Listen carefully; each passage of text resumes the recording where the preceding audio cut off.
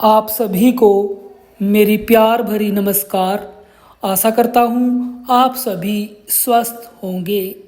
दोस्तों, परम संत कबीर साहिब जी कहते हैं, दुख में सुमिरन सब करे, सुख में करे न कोई। पर क्या कभी सोचा है, दुख आता ही क्यों है? क्या वह सजा है या जागरण?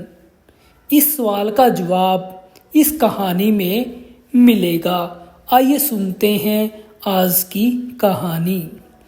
एक गांव में हरिदास नाम का एक किसान रहता था।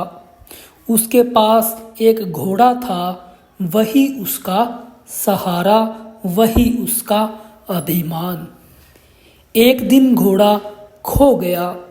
गांव वालों ने कहा, तेरा सब कुछ तो चला गया।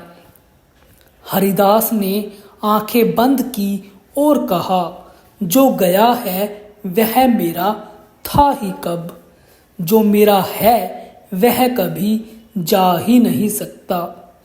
कुछ दिनों बाद घोड़ा लौट आता है और साथ में 3 जंगली घोड़े भी साथ लाता है। लोग बोले, तेरी तो किस्मत ही खुल गई। हरिदास जी ने कहा और हंसा, किस्मत खुली है या मन का लोभ बड़ा है, कौन जानता है। उसका बेटा उन घोड़ों को साधने लगा। एक दिन वह गिरा और उसके लड़के की टांग टूट जाती है। गांव ने फिर कहा, अब तो विपत्ति निश्चित है।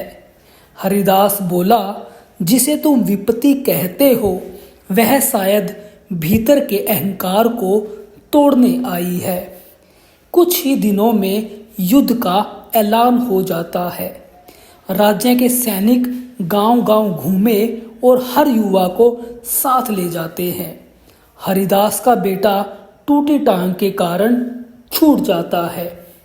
बाकी कई युवक कभी लौटकर ही नहीं आए। गांव वाले अब मौन थे। हरिदास ने आकाश की ओर देखा और कहा, हे मालिक, तू छीनकर भी देता है, तोड़कर भी जोड़ता है। हम अंधे हैं जो हर घटना को तुरंत नाम दे देते हैं। कबीर साहिब जी कहते हैं, माला फेरत जुग गया, फिरा न मन का फेर। संसार की घटनाएं बदलती रहेंगी, पर जिसने भीतर को देख लिया उसे हर हानि में संकेत दिखेगा। जो टूटता है वह अक्सर अहंकार होता है, जो बचता है वह आत्मा का सत्य होता है। दुख दंड नहीं, द्वार है और विश्वास उसकी चाबी है।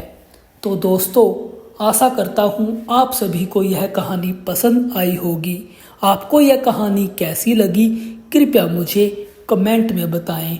आप सभी का धन्यवाद।